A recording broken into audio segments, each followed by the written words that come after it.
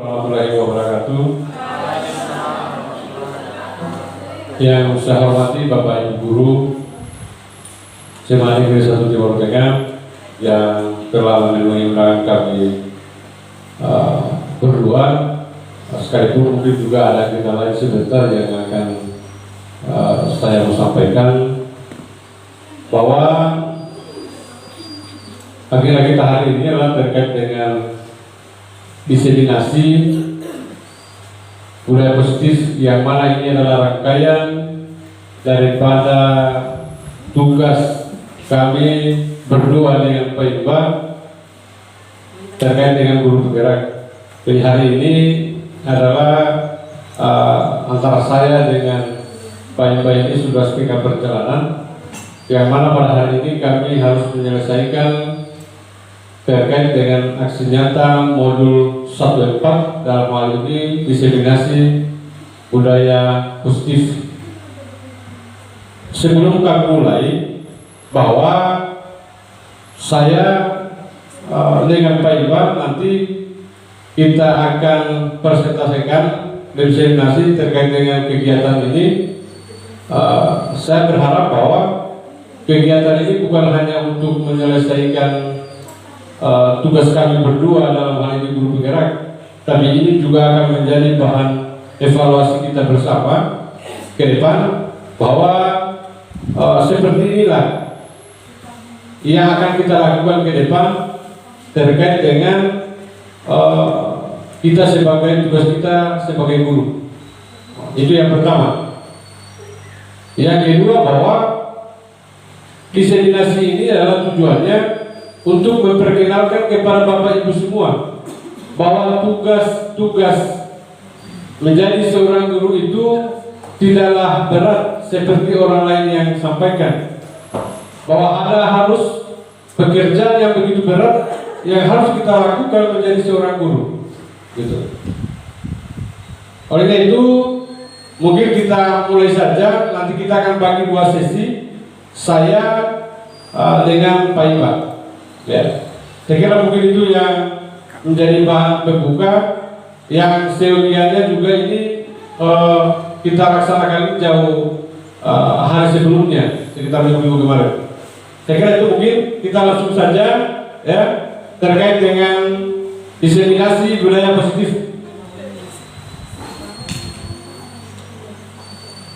Ya, ini ada pertanyaan pemantik ya untuk Bapak Ibu. Jawabannya adalah setuju atau tidak setuju. Ya. Yang pertama adalah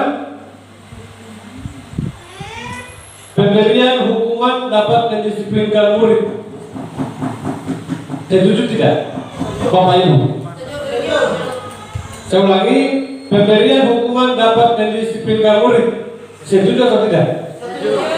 Oke, sebentar, mungkin mayoritas karena kata setuju. Yang kedua, pemberian hukuman dengan hal positif seperti membaca atau membersihkan halaman sekolah dapat meningkatkan disiplin anak.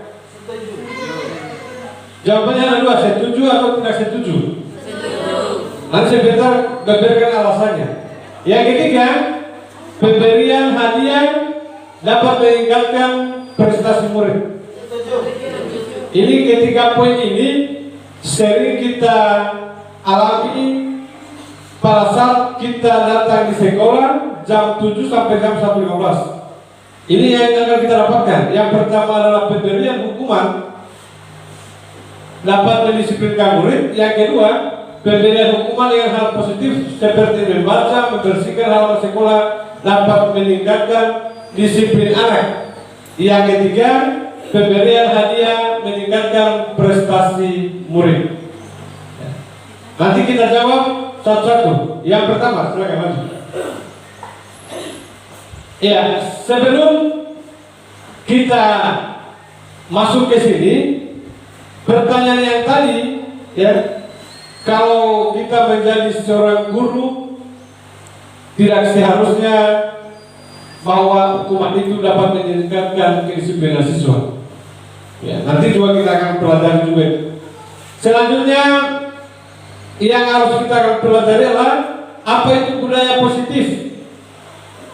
Budaya positif itu adalah perwujudan dan nilai-nilai atau keyakinan universal yang diterapkan di sekolah yang menuju pada nilai kebaikan. Contohnya seperti apa? Budaya positif yang kita lakukan. Oke, kemarin setiap hari Jumat itu mungkin yasinan. Kalau yang kemarin. Kedua, Jumat bersih. Mungkin juga kan ke depan yang akan kita lakukan adalah Jumat sehat. Dalam hal ini kita senam atau berolahraga yang lain. Ya, tapi pada prinsipnya bahwa mungkin Jumat sehat. Dan masih banyak lagi budaya yang lain yang selalu dan yang akan kita lakukan. Kalau yang kemarin mungkin bersama anak-anak itu salat duha, itu juga budaya positif setiap pelaksanaan kegiatan. Kemudian apalagi? Mungkin ke depan ya kita cium tangan, jangan hanya sebatas seremonial biasa untuk menyelesaikan PMM yang kemarin, ya. Bahwa guru piket itu menjemput anak-anak ke depan cium tangan. Itu benar, menjadi kebiasaan kita ke depan bukan hanya untuk menyelesaikan tugas yang kemarin, tetapi itu yang akan menjadi kebiasaan kita sekarang, bahwa ke depan akan seperti itu. Ya. Masuk kita jemput anak-anak itu, nanti kita akan buatkan piketnya setiap pagi, wajib hukumnya untuk bapak ibu guru menjemput anak-anak itu di depan. Ya. Sebelum mereka masuk ke sini atau mereka masuk ke dalam kelas. Itu. Apa manfaatnya? Itu sangat bermanfaat untuk mendisiplinkan anak misalnya. Kebiasaan-kebiasaan yang sifatnya baik itu yang harus kita pertahankan dan akan kita lakukan ke depan. Selanjutnya, konsep-konsep untuk menciptakan budaya positif. Yang pertama, ini yang akan kita pelajari. Kayak kita akan sampaikan ke depan. Atau sebentar saya dengan Pak Iqbal. Satu, disiplin positif. Yang kedua adalah motivasi perilaku manusia. Yang ketiga adalah keyakinan kelas atau sekolah. Nanti Pak Iqbal akan lanjutkan dengan kebutuhan dasar manusia. Keempat, posisi kontrol, dan ketiga restitusi. Setelah akan kita pelajari ini, nanti kita akan sadari bahwa menjadi guru itu bukan lagi zaman seperti yang disampaikan oleh Pak Kancede, bahwa bukan lagi zaman kolonial. Kita menggunakan hukuman untuk mendisiplinkan siswa, itu salah. Ya. Itu adalah kesalahan fatal yang kita lakukan selama ini. Yang kedua, misalnya kita menggunakan kekerasan verbal. Misalnya digentak-gentak anak-anak dengan suara keras atau suara apa begitu. Itu adalah sebuah juga kekeliruan kita selama ini. Gitu. Kemudian yang ketiga, kita memberikan hadiah kepada anak-anak yang mungkin untuk mendisiplinkan siswa atau yang berprestasi. Juga itu juga kita keliru. Dan itu kami dapatkan dengan Pak Iqbal pada saat kita masuk pada kegiatan guru penggerak ini. Itu. Berikutnya, silakan teman-teman ini baca yang ini, bahwa Anda dan teman Anda akan melakukan kegiatan. Cobalah buka, Anda adalah tugas Anda adalah mengepalkan salah satu tangan Anda. Coba Anda bayangkan, tangannya begini, ya, tangannya begini. Coba Anda bayangkan bahwa Anda menyimpan sesuatu yang sangat berharga di dalam kepalan tangan Anda. Saya ulangi, di dalam kepalan tangan ini adalah menyimpan sesuatu yang sangat berharga. Kira-kira apa? Yang sangat berharga yang ada dalam kepalan tangan. Berlian misalnya, emas, kalung, cincin atau apa sejenisnya. Yang paling berharga menurut itu dalam kepalan tangannya. Kemudian Anda perlu menjaga benda tersebut sekuat tenaga, ya, karena begitu pentingnya untuk kehidupan Anda. Selanjutnya, tugas teman atau rekan kalian yang ada di sampingnya, silakan dilihat, mencoba dengan segala cara untuk membakar kepalan tangan Anda. Ya, teman Anda boleh membujuk bahkan menawari Anda agar Anda bersedia membuka kepalan tangan Anda. Silakan lakukan di sampingnya. Karena saya dulu berpasang-pasangan itu. Yang di samping kiri kanannya silakan pegang tangannya dan yang sangat berharga. Kemudian teman Anda membukanya, mencoba sekuat tenaga untuk membuka kepalan tangan Anda. Gitu. Artinya bahwa teman Anda ini sangat berharga, sekuat tenaga yang kemudian kamu lepas. Gitu. Kira-kira dia bisa buka dengan segala macam rayuan, dia bisa buka atau tidak? Tidak. Pasti bisa, jawabannya dan bisa juga tidak. Ya.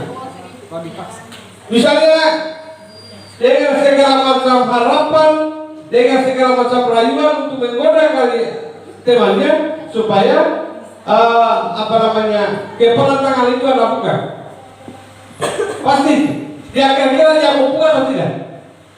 Itulah konsepnya kita sebagai seorang guru. Bagaimana anak itu dipoles sedemikian rupa supaya bagaimana caranya anak itu bisa mengikuti proses pembelajaran yang akan kita lakukan untuk kita berikan ke depan.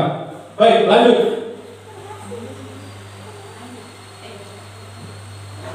Iya.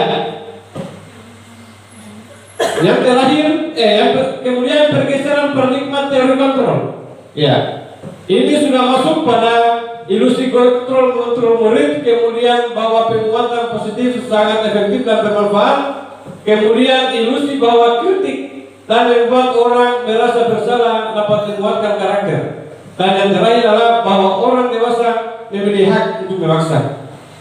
Nah, nanti penjelasannya sebentar nanti akan dijelaskan dengan Pak Iba tentang bagaimana posisi kontrol sebagai seorang guru, dan yang kedua adalah bagaimana penyelesaian masalah itu berdasarkan segitiga restitusi.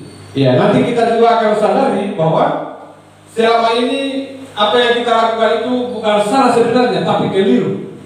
Ya, bagaimana kita menghukum siswa kebiasaan. Yang pertama adalah budaya positif tadi. Ya, budaya positif tadi itu akan menjadi kebiasaan kita ke depan. Harus ada perubahan yang sebelumnya kita lakukan di SMA Seleksi Timur Tengah, yang kemudian ke depannya itu ada perubahan yang akan kita lakukan. Contohnya tadi, misalnya cium tangan tadi pada saat datang di sekolah, itu nanti kita buatkan pikir kenapa itu punya efek tersendiri kepada anak-anak. Ya. Berikutnya tujuan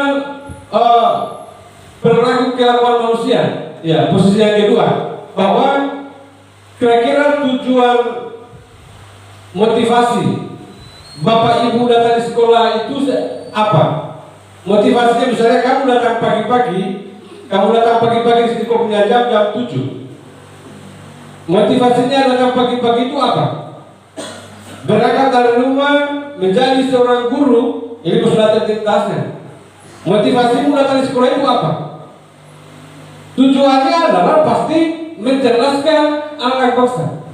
Itu motivasi yang ada. Motivasi yang kedua adalah bagaimana anak-anak itu dia bisa sekolah, dia bisa belajar, dan bisa menjadi orang baik seperti yang Bapak Ibu impikan. Ya.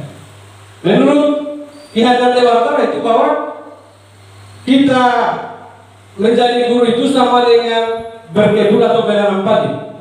Entah itu padinya kita bersihkan, kemudian padi itu dia biarkan tumbuh, kita pupuk, kita bersihkan, kita jaga, kita pupuk sampai kita panen di kemudian hari. Ya. Itulah yang tugasnya kita menjadi seorang guru. Ya, menjadi apa kebiasaannya kita, kemudian apa motivasi kita untuk menjadi datang di sekolah pagi-pagi. Pasti punya motivasi. Datang di sekolah Bapak Ibu pasti punya tujuan. Ya. Pasti. Tidak mungkin datang di sini mungkin ada sesuatu hal, ya. Tetapi datang di sini tujuannya adalah bagaimana mencerdaskan anak-anak bangsa. Itu tujuannya. Ya. Harapan kita adalah ke depan, seperti yang akan saya sampaikan tadi, kebudayaan yang sifatnya positif atau kebiasaan yang sifatnya positif tadi, itu yang akan menjadi target utama kita. Paling tidak ada perubahan yang signifikan setelah kami mendapat gelar atau sertifikat guru penggerak, maka ada perubahan khusus yang akan kita lakukan untuk SMA Negeri 1 Timur Tengah. Ya. Kalau juga pun misalnya merasa bahwa ini berat, maka itu adalah resiko menjadi seorang guru. Ya. Ketika kamu kuliah di FKIP, maka kamu sudah tanamkan dalam diri bahwa saya menjadi guru yang baik dan benar dengan segala konsekuensi yang ada, gitu. Bahwa tugas-tugas yang sudah diberikan atau apapun yang menjadi tugas kita menjadi seorang guru itu kita harus jalankan dengan baik demi anak-anak, untuk menjelaskan anak bangsa ke depan. Saya kira itu mungkin. Dan coba yang ketiga, lanjut. Iya, lanjut.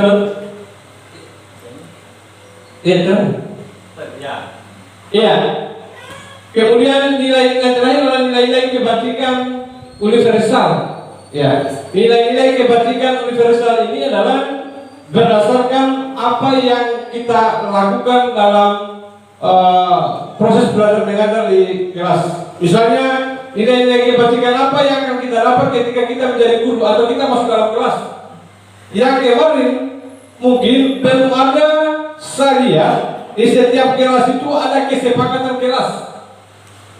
Belum ada kesepakatan kelas. Kesepakatan kelas itu adalah yang akan juga menjadi kebudayaan positif yang saya jelaskan tadi. Ya. Seperti apa itu kesepakatan kelas? Harus dibuat. Ya. Untuk mendisiplinkan anak-anak itu masuk dalam kelas, harus ada kesepakatan kelas antara guru dengan siswa. Seperti apa nanti yang dibuat? Ya. Dibuat ya. Silakan anak-anak dibuatkan atau diberikan stick note-nya, kemudian mereka menjawab kira-kira kesepakatan apa yang akan disepakati dalam kelas. Misalnya, satu, stop bullying. Nilai kebajikan apa yang akan kita dapat? Misalnya, saling menghargai, toleransi. Ya, sementara kita ini juga memang harus menjadi program utama itu adalah bagaimana caranya supaya anak-anak itu tidak membuli satu sama yang lain. Itu yang menjadi juga target utama sekolah kita menjadi visi-visi ke depan. Ya, karena siswa-siswa kita ini juga termasuk juga kita guru-guru ini adalah tidak homogen, tetapi heterogen, terdiri dari berbagai macam suku, agama, ya, juga kebudayaan yang mesti harus kita jaga dan tidak boleh membuli antara satu dengan yang lain. Ya. Dan akibatnya juga bahwa ketika ada bulian, masalahnya besar. Nah, seperti yang dialami kitabnya siswa satu yang kemarin. Ya. Kemudian nilai kebajikan apa yang akan kita peroleh yang lain? Kira-kira. Ya, selain misalnya stop bullying tadi, kedua mungkin menjaga kebersihan. Ya, atau membuang sampah pada tempat, dan nilai kebajikannya adalah menjaga kebersihan, dan masih banyak lagi yang lain. Ya, itu yang menjadi harapan kita ke depan supaya setiap guru membuat kesepakatan kelas dengan siswa, setiap kelas, supaya ada kesepakatan antara kamu dengan guru. Ya, misalnya kalau dia terlambat 10 menit di dalam ruangan, ya, bagaimana? Lalu kira-kira apa konsekuensinya? Begitupun juga guru yang bersangkutan. Jadi guru saling menjaga, siswa juga menjaga kedisiplinannya. Maka tadi yang pada akhirnya lahirlah menjadi kebudayaan positif. Gitu. Itu dulu yang saya masukkan tadi. Jadi budaya positif, kemudian keyakinan kelas atau motivasi kita menjadi sebagai seorang manusia, itu yang akan menjadi harapan kita. Bahwa menjadi seorang guru, tugas kita adalah bagaimana menjaga, mendidik anak-anak itu supaya berkarakter dengan berperilaku yang baik. Saya kira itu mungkin. Selanjutnya nanti disampaikan oleh Pak Iqbal terkait dengan ketika institusi dan kontrol. Ya, itu yang akan dibawakan oleh Pak Ibu sebentar nanti kita lanjutkan. Saya sudah cukup membayangkan bahwa budaya positif, keyakinan jelas dan perilaku manusia yang sudah saya sampaikan tadi, dan mudah-mudahan ke depan itu yang akan menjadi motivasi kita, menjadi ilmu yang kami dapat di guru penggerak itu nanti juga akan kami terapkan. Sekalipun juga mungkin saya tidak masuk dalam ruangan, tetapi paling tidak pengibasannya nanti Pak Iqbal nanti akan kita berikan sama Bapak Ibu. Ya, saya kira itu mungkin. Demikian, Assalamualaikum warahmatullahi wabarakatuh.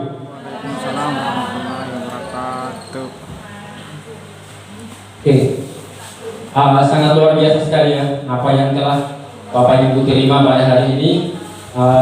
Harapannya sebelum kami memulai kegiatan ini, kami itu sudah bersepakat bahwa apa yang kami lakukan hari ini itu bukan semata-mata untuk memenuhi kewajiban tugas kami. Itu yang pertama. Kenapa? Karena kami ingin berbagi informasi ini. Ini sangat penting sekali untuk kemudian bagaimana kita bisa keluar dari zona nyamannya kita.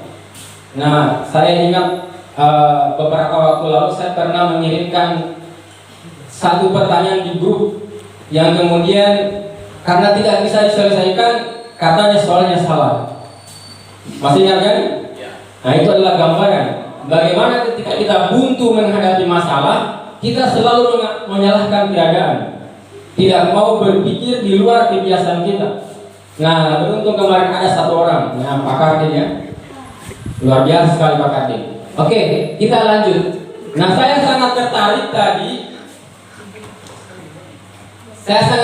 tadi dengan permainan coba bukalah. Saya akan coba tanya salah satu dari Anda. Siapa yang bersedia? Sukarlawan saja. Yang tadi dalam posisi mengepalkan tangan. Sukarlawan, siapa yang mau? Ibu Ega. Oke, Ibu Ega. Tadi ketika teman Anda meminta Anda membuka kepala tangan, Anda mau enggak? Tidak mau. Apa alasannya? Karena ini tanggung jawab saya. Oke, ini sebenarnya gambar sederhana. Coba kita lihat jawaban yang lain. Ada gambar dari sudut yang berbeda. Coba silakan. Kalau untuk persoalan kepala tangan, tergantung barang yang dia berharga atau tidak. Kalau dia berharga, pasti saya tidak akan berikan. Kalau tidak berharga, pasti saya akan berikan. Dan tergantung lagi barangnya, apakah itu banyak atau tidak. Kalau banyak, mungkin saya akan berikan. Kalau cuma sedikit satu-satunya, pasti saya simpan. Oke, bagus sekali ya. Jadi sebenarnya sudut pandang kita ya. Ketika misalkan tadi Anda disuruh meminta buka kepala tangan, itu mungkin Anda bisa saja tidak mau. Itu kenapa? Sebenarnya itu gambaran dari diri kita. Siapa sih sebenarnya yang bisa mengatur diri kita? Hanya diri kita sendiri. Tidak ada orang lain yang bisa mengendalikan kita. Nah, ketika Anda buka kepala tangan, itu sebenarnya juga Anda sendiri yang mengendalikan. Anda mungkin mengambil pilihan itu karena tergoda oleh iming-iming, itu mungkin ya. Atau karena takut diancam, bunuh kamu, buka tanganmu. Seperti itu kan? Jadi bisa saja karena takut diancam atau mungkin karena ada iming-iming hadiah. Intinya adalah yang bisa mengendalikan diri kita hanya diri kita sendiri. Nah, itulah yang kemudian yang akan kita bawa kepada siswa. Pandanglah siswa seperti itu. Yang bisa mengatur diri siswa itu hanya dirinya sendiri, bukan kita, bukan gurunya. Siswa itu dia punya kendali atas dirinya sendiri. Itu konsep kita yang pertama. Nah, kemudian kita akan lanjut. Tadi disiplin positif sudah. Kita akan coba ini ya, terkait dengan yang tadi motivasi perilaku. Yang seperti ini. Oke, jadi ketika manusia itu berperilaku atau kita sempitkan dalam sudut pandang siswanya kita, siswa itu berperilaku sebenarnya hanya 3 alasannya, tidak ada yang lain. Yang pertama, di dalam level paling rendah, perilaku itu didasarkan atas rasa takut untuk menghindari motivasi untuk menghindari rasa sakit. atau untuk menghindari hukuman.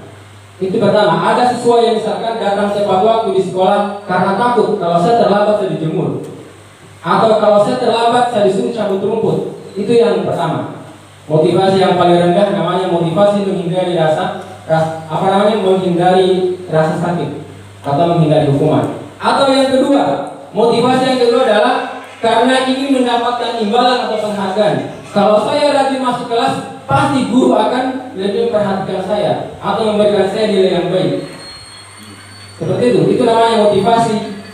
Motivasi karena ingin mendapatkan imbalan. Dan motivasi ini baik yang tadi yang level 1, menghindari rasa sakit ataupun karena ingin mendapatkan imbalan, itu namanya motivasi eksternal. Bapak Ibu pasti paham maksudnya ya. Motivasi eksternal, maksudnya motivasi itu berasal dari luar diri dari anak itu sendiri, karena tergiur dengan hadiah atau karena tidak mau dihukum. Nah, yang ketiga adalah motivasi untuk menghargai diri dan menjadi orang yang mereka inginkan. Itu namanya adalah motivasi yang berasal dari diri sendiri. Saya mau belajar karena memang saya ingin menjadi orang yang sukses. Seperti itu. Karena saya ingin membahagiakan orang tua saya. Itu adalah motivasi yang memang datang dari dirinya sendiri. Dan itu adalah motivasi yang kuat, yang tidak bisa dipengaruhi oleh orang lain. Sekalipun dia berkawan dengan orang-orang yang malas, itu tidak akan terpengaruh. Kenapa? Keinginan itu datang dari dirinya sendiri. Itu namanya motivasi intrinsik atau motivasi dari diri sendiri. Nah, tugas kita Bapak Ibu adalah bagaimana kemudian kita bisa mengarahkan anak itu untuk bisa menemukan motivasi dirinya sendiri. Bukan karena semata-mata menghindari hukuman atau karena mengharapkan imbalan. Bisa dipahami Bapak Ibu? Kita lanjut lagi. Nah, kemudian ada namanya teori hukuman, konsekuensi, dan restitusi. Nah, mungkin sebenarnya ini adalah kata-kata yang sebagian sudah akrab di telinga kita ya. Yang pertama tentang konsekuensi, tentang hukuman. Ada yang tidak tahu hukuman? Bapak Ibu pasti paham ya yang dimaksud hukuman. Ketika anak datang di sekolah, kamu terlambat lagi, cepat bersihkan itu apa namanya? Hukuman. Atau saya berdiri menghadap matahari, itu adalah bentuk hukuman. Yang kedua, ketika ada anak terlambat, kita masih ya, apa konsekuensi kalau misalkan Anda terlambat? Itu namanya konsekuensi. Perbedaannya dengan hukuman adalah hukuman itu tidak ada relevansi antara pelanggaran dengan sanksi. Itu satu. Apa hubungannya antara orang terlambat dengan ambil sampah? Tidak ada hubungannya ya. Apa misalkan hubungannya antara anak tidak mengerjakan tugas dengan disuruh berdiri depan kelas atau menyanyi? Itu namanya tidak ada relevansi antara pelanggaran dengan sanksinya. Itu adalah hukuman. Yang kedua, hukuman itu sepihak. Tidak ada kesepakatan. Kalau Anda terlambat, silakan cabut rumput. Itu namanya tidak ada namanya kesepakatan. Biasanya kalau sesuatu terlambat kita langsung suruh cabut rumput, menyapu, membersihkan di kantor. Itu namanya hukuman. Kalau konsekuensi ada tata tertibnya. Misalkan ketika ada jam pelajaran olahraga, Anda terlambat pemanasan selama 15 menit, disuruh lari lapangan karena sudah tulis ketika terlambat 5 menit, maka pemanasan secara pribadi 5 menit secara mandiri misalkan. Jadi ketika ada konsekuensi itu dia ada tertulis, ada namanya kesepakatan yang sudah disepakati bersama. Nah, kalau restitusi itu adalah sebenarnya kita mendorong anak itu untuk menyelesaikan masalahnya sendiri, bukan dari kita. Itu yang kemudian akan kita coba kejar. Bagaimana kemudian bisa kita terapkan untuk menciptakan budaya positif. Itu untuk selanjutnya nanti silakan dibaca saja atau kemudian nanti kita akan diskusikan. Nah, ini adalah contoh-contoh ya. Misalkan mencatat 100 kali dalam buku, saya tidak akan terlambat lagi karena terlambat. Ini masuk hukuman atau konsekuensi? Konsekuensi. Saya mau tanya pendapatnya konsekuensi. Apa alasannya? Apa alasannya ini? Karena sudah ada kesepakatan sebelumnya. Oke, jadi sudah relatif. Kalau memang benar-benar disepakati, kalau terlambat disuruh mencatat, tapi saya yakin tidak ada sekolah yang akan menerima seperti itu.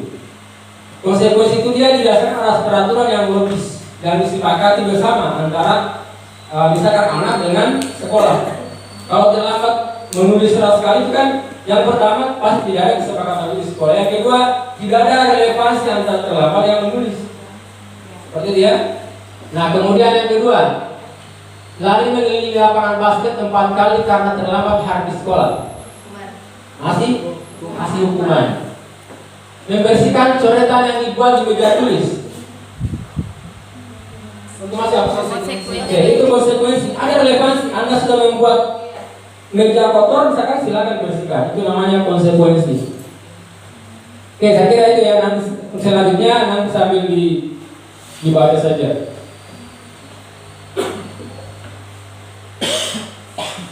Oke, sekarang kita akan masuk di topik yang selanjutnya, yaitu tentang keyakinan kelas.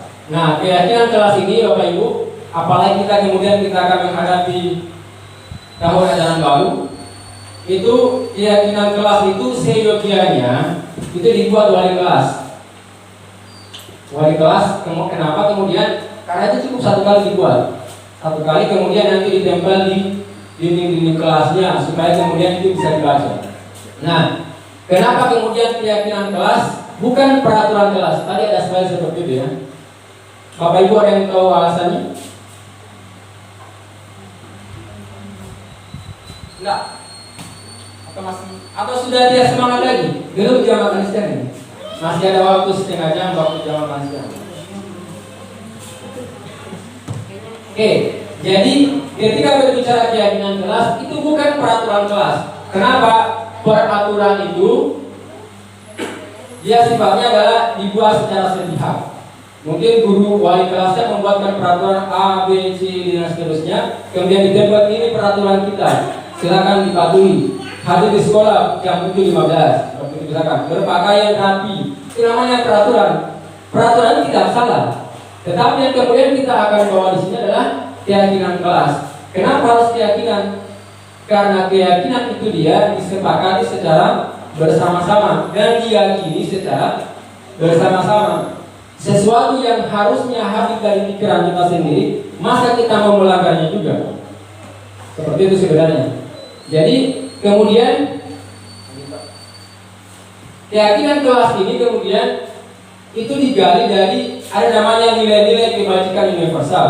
Nilai-nilai kebajikan universal maksudnya adalah nilai-nilai yang tidak ada batasannya, apa itu antar agama, antar wilayah, bahkan antar negara sekalipun. Di sini misalkan budaya hidup bersih adalah budaya positif, tidak mungkin di Skotlandia sana dia bukan budaya positif. Itu namanya tidak terbatas. Kemudian ramah. Dalam misalkan agama Islam ramah itu baik. Nah, di agama Kristen juga harus baik. Di agama Buddha juga harus baik, seperti itu. Jadi harus dia tidak ada sekatnya.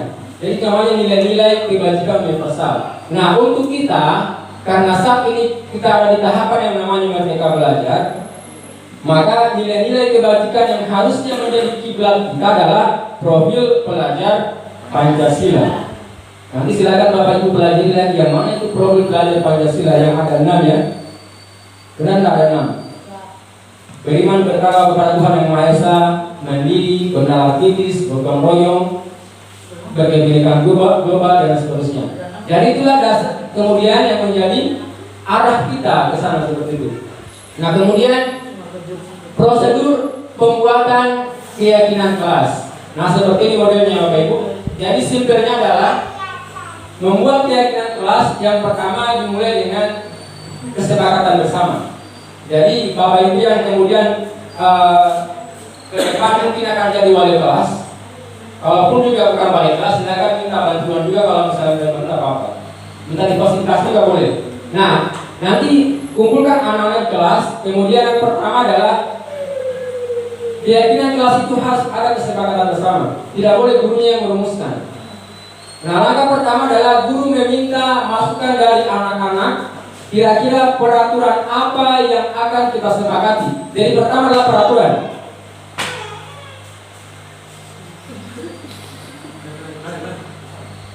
Jadi peraturan itu boleh masih bersifatnya universal. Misalkan tidak boleh terlambat, itu masih masuk kategori peraturan. Mengerjakan tugas tepat waktu, tidak boleh mengotori ruangan, keluar harus izin, seperti itu. Itu yang pertama.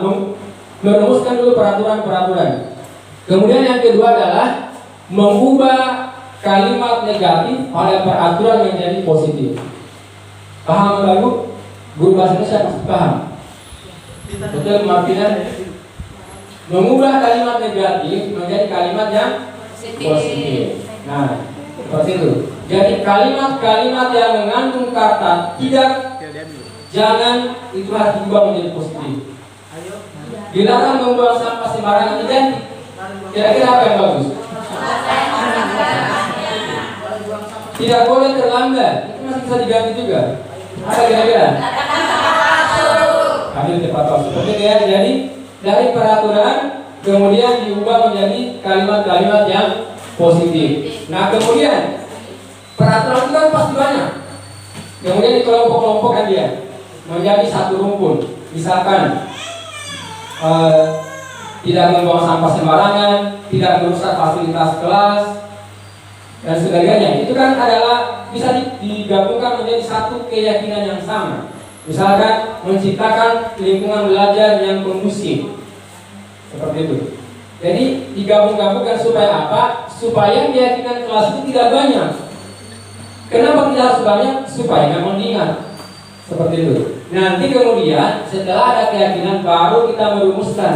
Kira-kira kalau keyakinan kelas menciptakan suasana belajar yang kondusif atau menciptakan suasana belajar yang nyaman, tindakan-tindakan yang mencerminkan itu seperti apa? Tampak seperti, tidak tampak seperti. Misalkan yang tampak seperti membuang sampah pada tempatnya, menjaga aset-aset keuangan, seperti itu. Yang tidak tampak itu maksudnya lawannya. Kalau membuang sampah pada tempatnya, berarti yang tidak tampak seperti membuang sampah sembarangan, seperti itu. Bisa dipahami? Oke. Saya kira mungkin cukup untuk yang di keyakinan kelas. Untuk kalau ada yang mau bertanya silakan dicatat nanti terakhir. Saya akan selesaikan dulu materinya ya. Nah sekarang ini yang menurut saya sebenarnya materinya sangat menarik. Dua materi terakhir ini adalah materi yang sangat ingin saya sampaikan hari ini.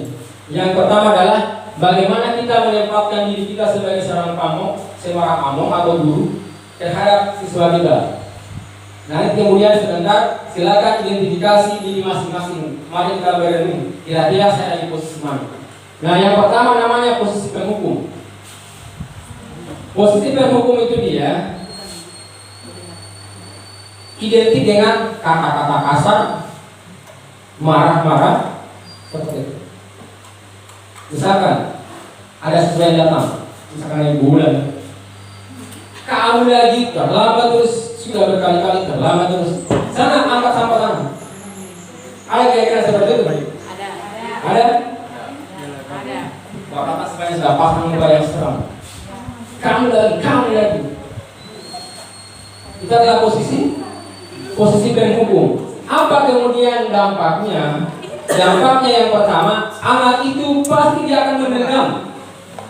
Itu satu. Dia akan menjadi pendendam. Ini guru lagi, sana lagi. Mungkin di depan Anda ada pintu, tapi di belakang dia akan cerita sama teman-temannya. Itu yang satu. Yang kedua, kecenderungannya anak itu akan berbohong. Kenapa dia akan berbohong? Karena dia ingin menghindari hukuman yang berat. Ketika dia terlambat kan tidak berdoa, saya bangun kesiangan karena saya bagi buku. Mungkin seperti itu. Jadi dia kemungkinan dia akan berbohong. Seperti itu. Nah kemudian yang kedua ada juga yang membuat posisi pembuat terasa bersalah, tidak pakai kata-kata seperti itu. Justru dia kebalikannya, menggunakan kata-kata yang halus. Aduh, kenapa sih kamu lah? Kenapa saya terlambat? Kira-kira kalau orang tuamu tahu seperti di sekolah gimana ya?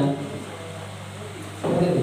Misalkan Anda bolos-bolos, ada wanita yang kemudian bolos-bolos. Kenapa kamu seperti itu? Orang tuamu tahunya di sekolah akan belajar, tapi kamu hanya nongkrong terus di warung. Itu posisi anak itu dia akan merasa bersalah ya. Dia akan merasa bersalah. Apa kemudian dampaknya? Dia akan menjadi rendah diri, dia tidak percaya diri. Dan bahkan ada kemungkinan juga dia akan berbohong. Ya, seperti itu namanya adalah motivasi yang sifatnya dari luar. Dan kemudian ada jangka panjangnya, mungkin dia akan taat. Begitu pula dengan posisi penghukum tadi, mungkin jangka panjangnya dia akan taat. Tetapi kemudian ketika tidak ada awasi, ya bisa saja melanggar lagi. Nah itu posisi yang kedua. Nah yang ketiga ini Dia lapar. Oke, di posisi ketiga ini namanya posisi teman. Kalau posisi teman itu kita menempatkan siswa itu sebagai rekan. Kalau dia terlambat, ya kita terima lagi. Kenapa kamu terlambat? Saya bangun kesiangan. Aduh, kenapa lagi? Apalagi sih kamu bikin dari malam sampai tidur tengah malam. Ya silakan masuk. Kita tidak ada tidak lanjut. Lain kali jangan diulangi ya kayak gitu. Nggak ada tindak lanjutnya. Jadi guru itu dia kebanyakan memaklumi. Apa kemudian dampaknya? Yang pertama, anak itu akan ketergantungan dengan guru A. Dan bisa saja dia suka sama guru A, sama guru B dia suka. Kenapa? Karena guru A dia manjakan, yang guru B dia pasang muka yang lain. Seperti itu. Jadi dia akan ketergantungan dengan guru yang dianggapnya sebagai orang yang ideal. Kemudian ketika dia gurunya yang tadinya dia anggap sebagai ideal tiba-tiba dia berubah. Nah itu posisinya dia lagi langsung down ya. Misalkan selama ini sama Pak Karti dia baik-baik, dia berteman. Tiba-tiba mungkin karena satu waktu Pak Karti kesal, dimarahin dua anak. Nah dia akan menjadi berubah juga. Sebabnya dia akan ketergantungan dengan gurunya. Nah kemudian posisi pemantau. Nah posisi pemantau ini dia posisinya kemudian menempatkan peraturan itu sebagai satu-satunya. Tidak ada A, B, C. Misalkan ada anak terlambat datang sekolah. Coba baca peraturan sekolah nomor sekian. Apa konsekuensinya kalau terlambat? Misalkan disuruh anggaplah misalnya bersihkan, ya silakan. Tidak ada yang lain. Tidak ada yang misalkan menghati juga. Hanya tanya, silakan buka aturannya apa. Seperti itu. Jadi dia posisinya menempatkan peraturan itu sebagai yang utama. Tapi dia posisinya bertindak sesuai dengan konsekuensi. Konsekuensi itu kemudian sudah ada disepakati dan sudah pernah diperlihatkan kepada anak itu. Ketika tidak mengerjakan tugas, apa konsekuensinya? Itu dia posisi pemantau. Atau misalkan ada anak yang kemudian nilai 100, kita gantikan dia hadiah. Itu namanya posisi pemantau. Seperti itu yang modelnya. Jadi konsekuensi itu ada dua. Konsekuensi yang sifatnya negatif atau konsekuensi yang positif. Itu juga bisa saja dari ketergantungan. Karena dia selalu berharap imbalan terus. Ketika tidak ada imbalan maka dia tidak akan ngomong. Begitu pula dengan pelanggaran yang sifatnya negatif. Ketika dia diawasi dia akan taat. Tapi ketika dia diawasi maka dia tidak akan taat. Itu kemudian sesuatu yang mungkin umum kita hadapi. Bisa dipahami? Kemudian yang terakhir, di posisi yang terakhir namanya posisi manajer. Posisi manajer adalah posisi yang kemudian harapan kita semua kita akan capai. Saya percaya Bapak Ibu bisa, walaupun mungkin pelan-pelan. Jadi di posisi manajer itu kita kemudian menyelesaikan masalah siswa itu, kita arahkan anak itu dia bisa menyelesaikan masalahnya sendiri dengan prinsip-prinsip yang namanya segitiga restitusi. Seperti apa segitiga restitusi? Dia kemudian sebentar kita akan bahas terakhir. Bisa pahami?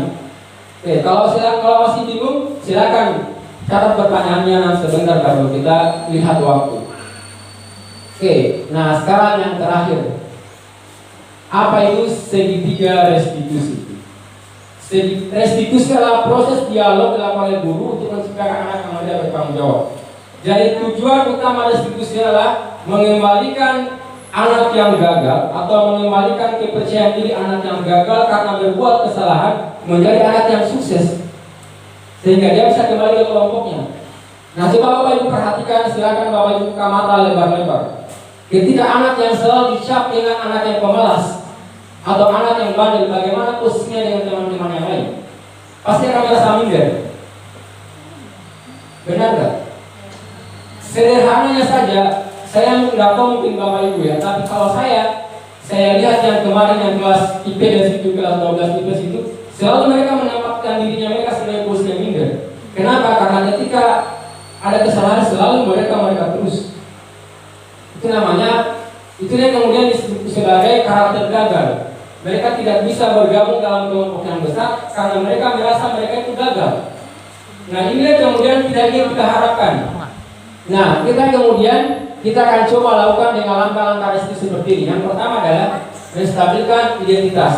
Jadi ketika bapak ibu dihadapkan dengan anak yang bersalah, maka tugasnya bapak ibu pertama adalah menstabilkan identitasnya, menghilangkan emosionalnya, rasa bersalahnya. Misalkan ada anak yang terlambat, yang pertama tenangkan dulu, tidak apa-apa, tidak apa-apa, semua orang bisa saja salah. Seperti itu. Atau misalkan ya, ibu guru dulu waktu sekolah pernah juga berbuat yang sama. Semua orang bisa saja salah. Jadi kita netralkan dulu dia. Apa tujuannya kita netralkan? Supaya anak itu terbuka. Masalah sebenarnya itu adalah anak itu tidak terbuka. Itu sebenarnya masalahnya. Sebenarnya, padahal tadi kan ada kita sudah belajar yang namanya kebutuhan dasar anak ya. Jadi kebutuhan dasar itu hanya 5 sebenarnya, tidak ada yang lain. 1, bertahan hidup. Itu yang pertama. Yang kedua adalah rasa diterima atau kasih sayang. Itu yang kedua. Yang ketiga adalah penguasaan. Kemudian yang keempat adalah kebebasan. Dan yang terakhir kesenangan. Hanya 5 itu. Semua orang bertindak hanya didasarkan oleh 5 motivasi tadi. Karena ingin bertahan hidup, karena ingin diterima, atau karena ingin mendapatkan kasih sayang, kesenangan, kebebasan, dan penguasaan. Apapun yang dilakukan oleh anak, hanya itu alasannya. Nah, tujuan kita melakukan restitusi ini adalah bagaimana kita menemukan kebutuhan yang tidak terpenuhi. Anak yang sering terlambat, kenapa dia sering terlambat? Itu yang harus kita telusuri. Kebutuhan apa yang tidak terpenuhi? Mungkin dia kekurangan kasih dari orang tuanya. Anak itu dibiarkan saja bangun sampai jam 8. Maka kita di sekolah ya berharap diperhatikan ibunya. Oh, ini terlambat lagi. Ini seperti itu. Itu yang kemudian harus kita dorong bagaimana dia bisa menyelesaikan masalahnya tadi. Tanpa harus kita dikte. Tergantung. Jadi yang pertama adalah yang tadi kita stabilkan tesnya, kemudian validasi tindakan yang salah. Validasi tindakan yang salah itu kita mensandingkan pelanggarannya dengan nilai-nilai yang ideal. Kalau sudah ada kesepakatan kelas atau keyakinan kelas, kita sandingkan dengan keyakinan kelas. Anak yang membuang sampah sembarangan, coba kita tanya. Nah, itu kalau membuang sampah itu kira-kira sesuai dengan keyakinan kelas kita enggak? Keyakinan kelas yang mana yang dilanggar? Apa itu penting bagimu? Kalau penting, kira-kira cara yang terbaiknya bagaimana? Seperti itu. Bisa dipahami? Oke. Yang ini adalah materi yang terakhir ya. Kalau misalkan Bapak Ibu ada pertanyaan seputar yang sudah kami sampaikan tadi, silahkan. Karena saya yakin di benak Bapak Ibu pasti ada yang tidak setuju. Karena sebenarnya masalah terbesar orang yang mau berubah adalah terlalu nyaman di zonanya. Itu masalah terbesar. Karena kita terlalu nyaman, maka kita menganggap semua yang baru itu sesuatu yang salah. Saya pernah alami seperti itu. Ketika menghadapi perubahan kurikulum berubah lagi. Contoh sederhana adalah PMN. Siapa di antara Anda yang tidak terlibat dengan PMN? Oh, tidak terlibat ya, karena yang orang lain yang kerja. Nanti Oke, sebenarnya itu adalah contoh bahwa karena kita terlalu nyaman nyantai aja, tiba-tiba ada seperti itu kita merasa berat. Karena kita terlalu nyaman, makanya adalah yang harus kita membuka mindset kita, harus berpikiran selalu berpikiran terbuka. Jangan kemudian sesuatu yang baru itu harus salah terus. Oke, kalau ada yang mau ditanyakan silakan. Kalau tidak ada yang mau ditanyakan, berarti di tahun ajaran baru Bapak Ibu sudah harus ada keyakinan kelasnya. Dan pelan-pelan kita lihat siapa kira-kira sudah menerapkan studi 3 restitusi. Tetapi kemudian Bapak Ibu yang perlu diingat adalah ketika anak itu memang belum siap melewati tahap-tahap restitusi, maka tempatkan Bapak Ibu di posisi pemantau. Serendah-rendahnya di situ. Tempatkan dirinya di posisi pemantau. Nah, makanya harus ada alatnya. Alat itu adalah tata tertib.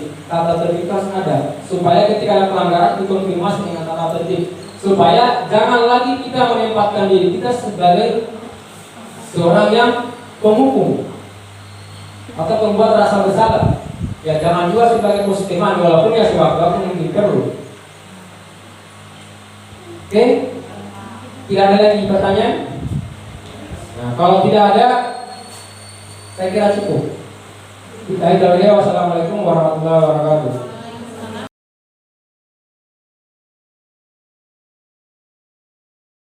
Assalamualaikum warahmatullahi wabarakatuh.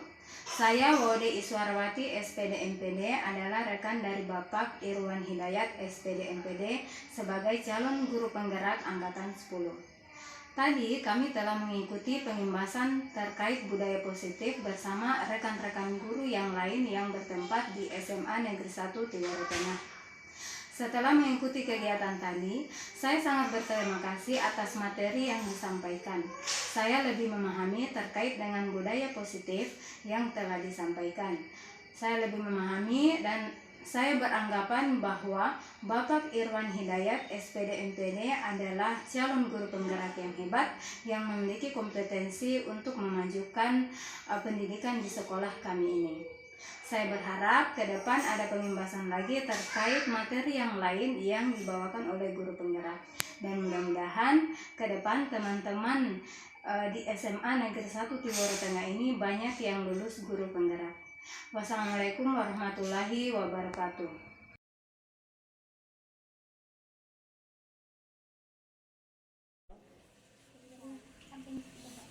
Tersamping. Belajar apa kemarin? Matematika.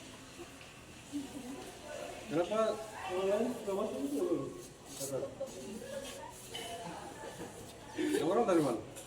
Sudah ada catatannya? Sudah ada catatannya atau belum? Sudah ada catatannya? Belum kita mencatat. Belum dicatat? Maksudnya yang baru Ini sudah dicatat. Kenapa kamu orang belum? saya nambah buku. Karena kamu orang catat itu ada yang pakai HP. Resti pakai HP. Kirim di grup. Karena kamu orang tidak mencatat? Ada bukunya. Iya, ada. Buku catatannya. Mencatat bagaimana? Sudah jam berapa tadi mulai? Jam berapa? Masuk jam berapa? Masuk jam berapa? Jam 7.30. Sekarang jam berapa? Jam 3.33 tadi balik tadi. Sekarang jam berapa? Coba lihat jam HP-nya. Jam berapa sekarang? Ini. Jam berapa? Jam 8.28. Berarti 1 jam. 1 jam berarti kamu orang dulu di sana bikin apa jam? Tidak, baru kita ke sana sama-sama. Hah? Di sana? Berapa orang masalah di sana? Betul kamu orang kenapa di sana?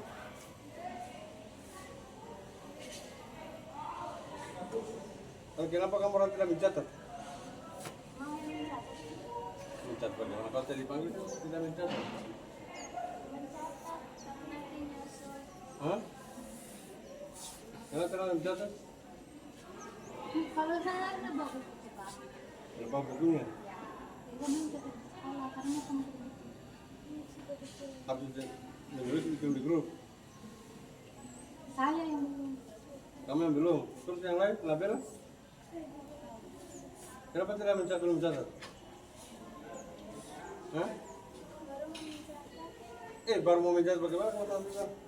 Perkenalkan, nama saya Rida Hardiana dari 11 MIA 1. Perkenalkan, nama saya Siti Rahmadani dari kelas 11 MIA 1. Perkenalkan, nama saya Mutiara dari kelas 11 MIA 1. Saya Sri Nabela dari kelas 11 MIA 1. Kami berterima kasih kepada Bapak Guru Pak Irwan karena tidak menghukum kami terlambat masuk kelas. Kami hanya diingatkan untuk tidak mengulanginya lagi.